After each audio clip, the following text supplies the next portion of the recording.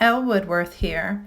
I just found this antique dresser for $25 on Facebook Marketplace, and I'm really excited. It does need some work, but these flowers are original, and this is something I'm looking to keep.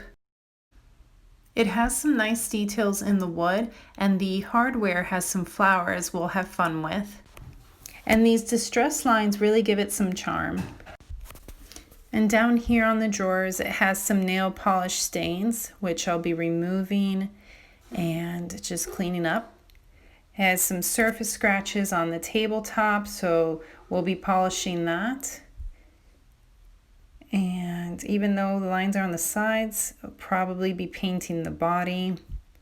I like the division it has here in the drawers.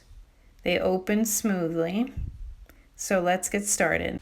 For the body, I'm deciding between two colors, Aquitaine by Sherwin-Williams and a 20% darker shade of Wild Hillside by Valspar, paint and primer in one. I start off by cleaning the dresser with TSP or TSP substitute. I pre-make the solution by mixing 1 tablespoon of powder with 32 ounces of water, and it's ready when I need it. I use a regular kitchen sponge drenched in TSP to really clean off all the grime from the dresser.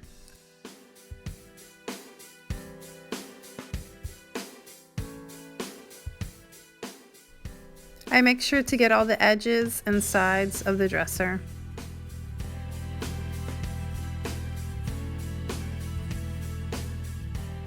After it's all been cleaned, I'll wipe it down with a wet rag and remove any excess TSP and just any dirt that is left. I scrub down the drawers too, but first I remove all the hardware. To keep from losing any parts, I keep all the hardware and the screws in a little bag.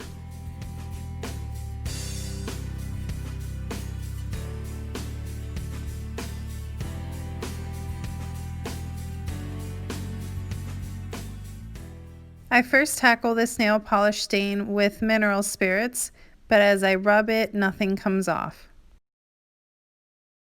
Next, I try nail polish remover, which is acetone based, and it starts removing the nail polish. Then I try with some Q-tips and just tackle some areas a little bit more, and I keep at it. Trying not to remove that original dark line. And eventually I take the nail polish off of the drawer. Clean it off and done. This one has nail polish too, so I do the same thing with that one. Then I clean all the drawers with the TSP solution and sponge and just scrub it, make sure it's all clean. And look at the flowers. They're a lot brighter now after I clean them. I clean it with a damp rag to remove any TSP residue. Here's the soft green and the blue that I'll be testing. I added a coat of white primer so that the true color shows with one layer. This is the Wild Hillside green. The paint covers very well. And then this is the Aquitaine blue. And I just create one side blue and one side green. And I let it dry before putting back the drawer just to see how it looks against the wood. They're both really nice. To add depth to the color, I use Minwax Gel Stain, the chestnut color. Brush it on both the blue side and the green side. That'll give us 2 more options to choose from. I brush it and just make sure I'm getting it in the grooves. And then I just wipe it off, trying to leave some color behind.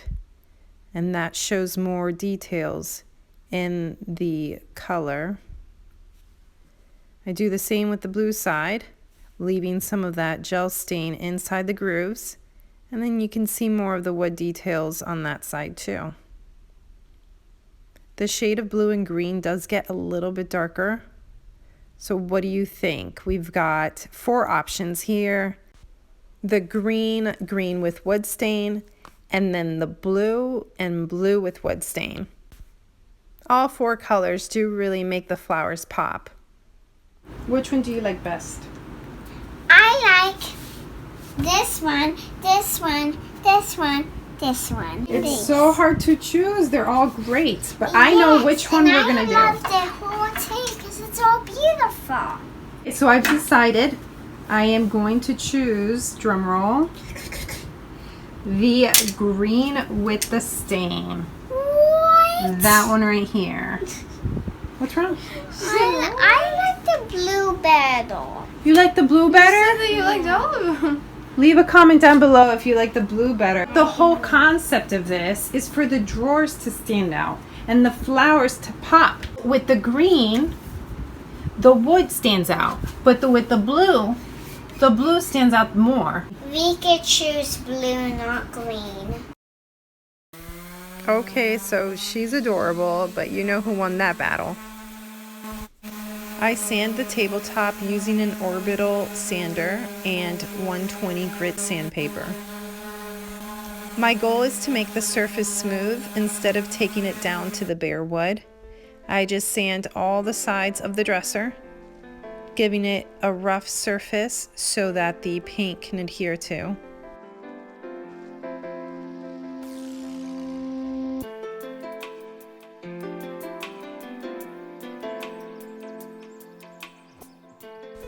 To repair missing pieces in the wood veneer, I use plastic wood putty to fill it in.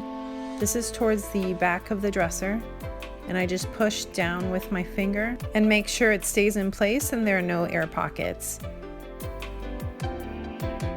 I removed a lot of the excess putty and had to fill all the way down on one side of the dresser. I also filled some gaps in the corner in front of the dresser. Instead of sanding it, I use a damp rag to remove the excess putty.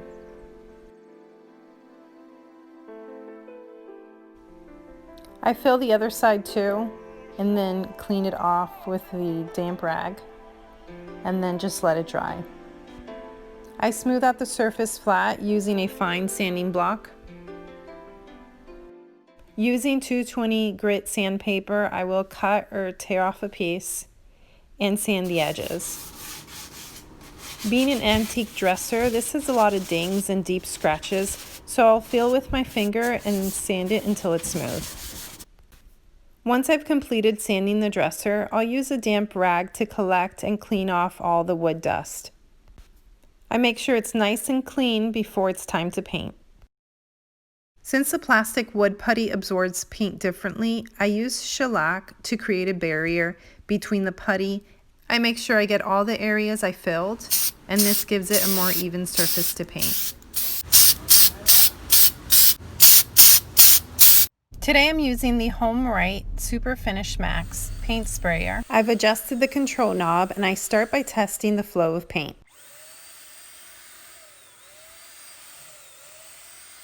I've had great results with this paint sprayer. It does leave a very smooth finish and I don't have to use an air compressor. Also, I like how it doesn't overspray, so a little paint goes a long way.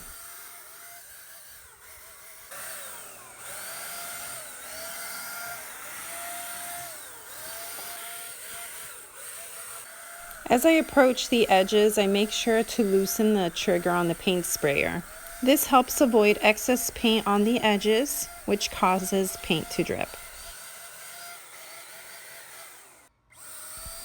This first coat of paint is covering very well. It's very satisfying to finally get to this point after all that cleaning, all that sanding and filling and shellacking, making sure everything's perfect. Then you just spray it on and it looks beautiful. Now I turn the front knob to spray vertically.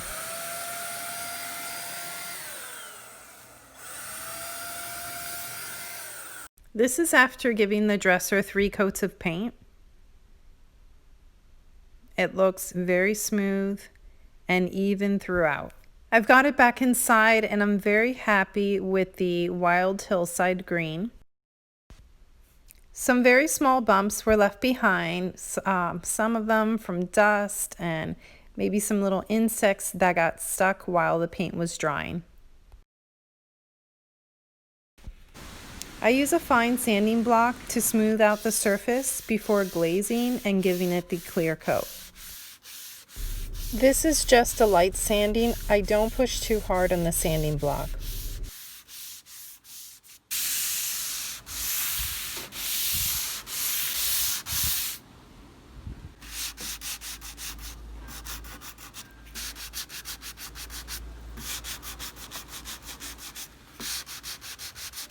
After sanding, I wipe down all the dust with a dry rag. Next, I'll be adding a glaze to the dresser using Minwax gel stain and this chip brush.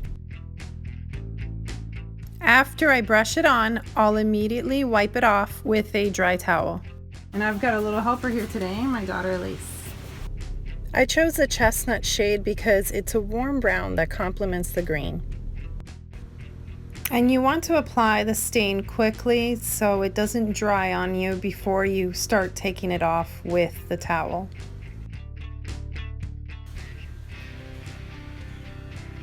You want to start at one end all the way to the other and keeping it going in one direction.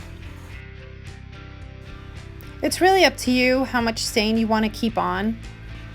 At this point, the gel stain is drying, and you really have to put some elbow grease to take off as much as possible if you don't want it too dark. One frustrating aspect of it is making sure you don't leave any marks from the towel. I like it to look like wood grain, no wipe marks, just like a continuous flow of lines. As your towel gets dirty, you find a clean spot to keep wiping. Next, you do the edges, being careful not to touch the tabletop. Even though it's done, the gel stain isn't dry and you can mess up the lines you've so beautifully created. I do one section at a time, just making sure that the gel stain isn't drying on me. Then I wipe it off and notice how the gel stain has stayed in between the lines of the wood, really making the details pop. Next, I do the front and then I work on the sides. I try to work quickly because the gel stain tends to dry fast. And then I work on removing it with a dry towel. So it's actually looking too dark. I'm going to use some mineral spirits to remove some of it. Here I am with a big jug of mineral spirits. And I start just wiping it off, and immediately I'm like really happy because the gel stain starts coming off easily, and behind it is just a nice light tint of the wood stain, and it is looking so much better. Notice how I blend the bottom. I just like wipe it going up so the gel stain looks nice and flowy. With this bottom base, I try very carefully not to touch the top. The final result for this one side came out much lighter. So for the other side, I will mix the chestnut gel stain with mineral spirits. This gives me a lot better results because it is easier to brush on. The gel stain's not as thick and heavy. And then wiping it off, there isn't as much gel stain that stays on. I am very happy with this technique, but I did find that an even easier technique is to get the rag and dip it in like mineral spirits mixed with gel stain and wipe that rag all over the piece of furniture. So you save a lot more gel stain that way, and it's less stressful because you don't have to worry about the gel stain that you brush on drying. And it gives just a bit of a tint, and it's never too heavy. So I'll be using that technique moving forward. Okay, so this bottom piece, I masked it also to not ruin what I have there already. So I'm just kind of like blending it in. And then you see it's already starting to dry. It's getting to look blotchy. Let me try to fix that. Okay, I have a new towel with mineral spirits. And let me just try to even this out. After wiping most of the gel stain off, I'm really happy with the lighter look that it has. So happy that we do this. You're so happy that you're doing this? Yeah, together. We're going to stain all of this. Yeah. We're going to stain all of this, but we're not staining the flowers. Yeah, because they're all beautiful and we like them. Wait, let me that for a minute. Like they have the same shape. Yes, it does over here like a rectangle. Yeah. So we're going to sand and try not to sand the line. Yeah, because we like that line. We want to keep that line. Yeah. Look at and somebody like retouched it. Yeah. Some areas in the line are missing, but that's okay because it's still going to look beautiful. Mom, now it's my turn to do that. Okay, here. You do a little bit in the middle. So what we do here is just sand these parts. And just sand it and you just do like here. The dresser and the drawers are old, so it has some chips and some scratches. And that's gonna go away when we add the wood stain. Yeah. So this is the dresser that I came with. This one and was this one, and they both connect. And then we just gonna put like this cement on. And you can like see it. That's petroleum jelly, and we're gonna put some on the flowers so they don't get wood stain. Yeah, because the flowers are beautiful, and we don't wanna not make it beautiful. You can see the hardware stuff and then like here you see the holes. And then we just gonna put this paint and then like this cement jelly. Just want to remove all the gray stuff. You can see that I already took off that. Now we just have to do here and all the parts. Excuse me, please. Thank you. I'm just gonna move like here and take all that dirtiness out. Thank you. Yeah. So these are clean. Look, you see all that dirtiness. Look at all that dirtiness there. So much dirtiness. Yeah. You're helping a lot. Well, you just don't want to take out the flowers. Yeah, that's gonna be bad if you take off the flowers.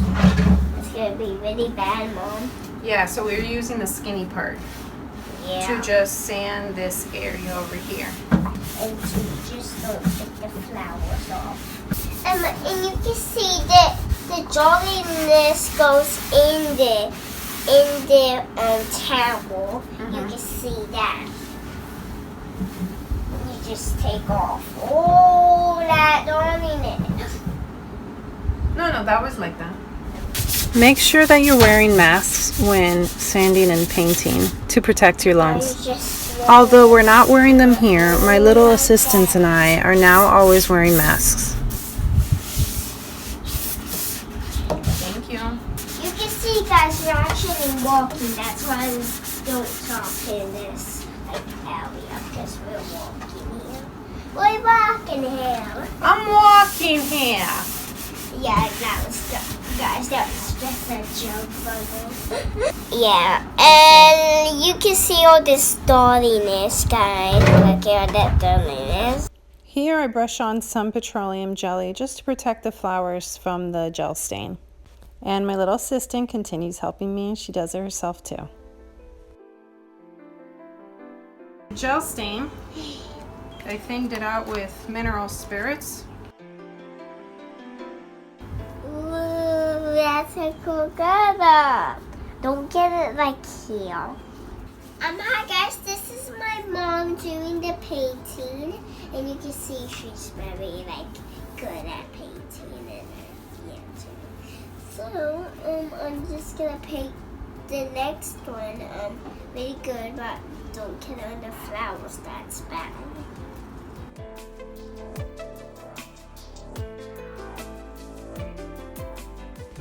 Now I just rub the gel stain close to the edge of the flowers and make sure I'm getting as close to them as possible.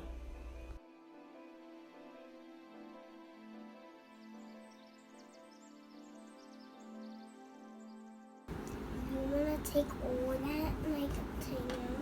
that, can I do this one, please? Sí. Right now? No, tienes que esperar hasta que yo termine aquí. After letting it sit there just a few minutes, I wipe it off with a clean rag.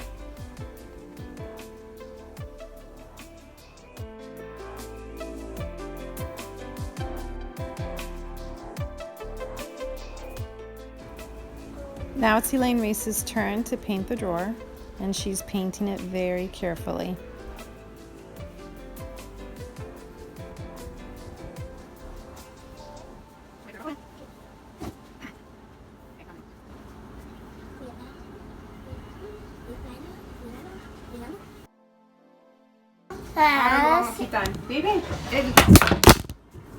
So at this point, I decided it's best I probably finish the drawers on my own.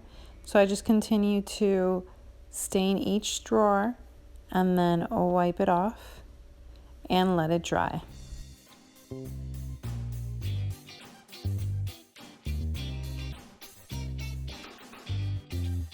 And this is what it looks like before the clear coat. I'm really happy how the drawers stand out, and the green is subtle, yet it brings out some of the colors in the flowers. The glaze came out just right, not too dark, and both sides are pretty even. And the top is looking amazing. It's just enough glaze, and you can see that nice olive green. Can't wait to put in the hardware. Here's the original brass hardware. I want to give them an antique white look, so I start by spraying them with white gloss spray, just lightly spraying each one. This is the second coat, just making sure each coat is light, and then I turn the handles and get the bottom. Once they're dry, I'll brush them with the same gel stain I used to glaze the dresser. I've again thinned it out and make sure it goes in all the grooves, and then immediately wipe it off. But now you could see that the flower details are much more visible. There is a big difference between the all white and the ones that have been antiqued. And now they're all complete.